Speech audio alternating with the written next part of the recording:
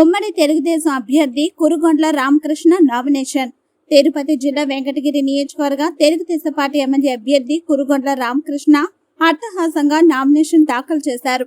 ముందుగా స్థానిక కాశీ విశ్వనాథ స్వామి దేవస్థానం నందు ప్రత్యేక పూజ నిర్వహించి అనంతరం కాశీపేట మీదుగా భారీ ర్యాలీతో బయలుదేరి పాత బస్టాండ్ మీదుగా మున్సిపల్ కార్యాలయం వరకు అశేష జన సందోహం మధ్య ర్యాలీ కొనసాగింది.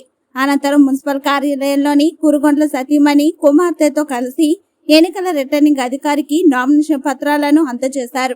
అనంతరం ఆయన మీడియాతో మాట్లాడుతూ చంద్రబాబు నాయుడు ముఖ్యమంత్రి అయ్యాక సంక్షేమ పథకాలు అందిస్తారు.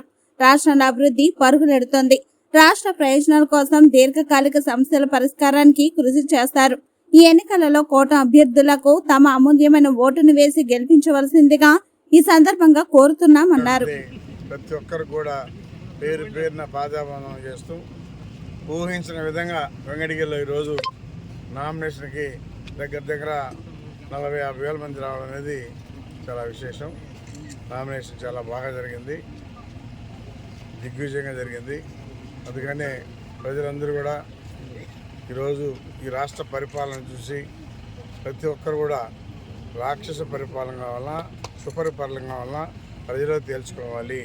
మీరందరూ కూడా తెలుగుదేశం పార్టీకి ఓటేసి, సైకిల్ గుర్తుకు ఓటేసి మంచి పాలన కావాలంటే గెలిపించాలని చెప్పేసి ప్రతి ఒక్కరికి కూడా పేరు పేరున నేను మధ్యాహ్నం చేస్తూ ఊరుకుంటా ఉన్నా. ఎందుకంటే ఈ 5 సంవత్సరాలు చూశారు ప్రజలందరూ కూడా విసిగిపోయినారు. ఎప్పుడెప్పుడు తెలుగుదేశం వస్తుందా అని చెప్పని కూడా చూస్తూ ఉన్నారు. ఖచ్చితంగా తొందరలోనే తెలుగుదేశం పార్టీ వస్తుంది. ప్రజలకి సురక్షితమైనటువంటి ఉంటారు. రాష్ట్రాన్ని ఏ విధంగా అభివృద్ధి చేయాలో చంద్రబాబు నాయుడు ముందుకు తీసుకెళ్తారని చెప్పి కూడా తెలియజేస్తూ ఉన్నాను. ఎందుకంటే ఈ 5 సంవత్సరాల్లో మన రాష్ట్రానికి ఎలాంటి పరిశ్రమలు రాలేదు. అదేవిధంగా ఆయన ఒక అప్పులు తీసుకొచ్చి ఎంతసేపటికి అప్పులు చూపిస్తుండడం కానీ ఆయనకి ఏ విధంగా మన అభివృద్ధి చేసుకోవాలి, ఏ విధంగా రాష్ట్రంలో రెవెన్యూ పెంచుకోవాలి అనేది ఎక్కడా కూడా ఆయనకి అవగాహన లేదు. అందుకని చంద్రబాబు నాయుడు అయితే దాన్ని ఏ విధంగా క్రియేట్ చేయాలో ఓ పక్క అభివృద్ధి, ఓ పక్క సంక్షేమం అన్ని రకాలకు కూడా ఆయన చేసుకుంటూ అప్పులు కూడా కంట్రోల్ చేసుకుంటూ అభివృద్ధి చేసినటువంటి ముఖ్యమంత్రి చంద్రబాబు నాయుడు. అందుకనే సుపరిపాలన కావాలని చెప్పని చంద్రబాబు నాయుడు ముఖ్యమంత్రి కావాలని చెప్పి ఈ రాష్ట్ర ప్రజలందరూ కూడా కోరుకుంటున్నారు.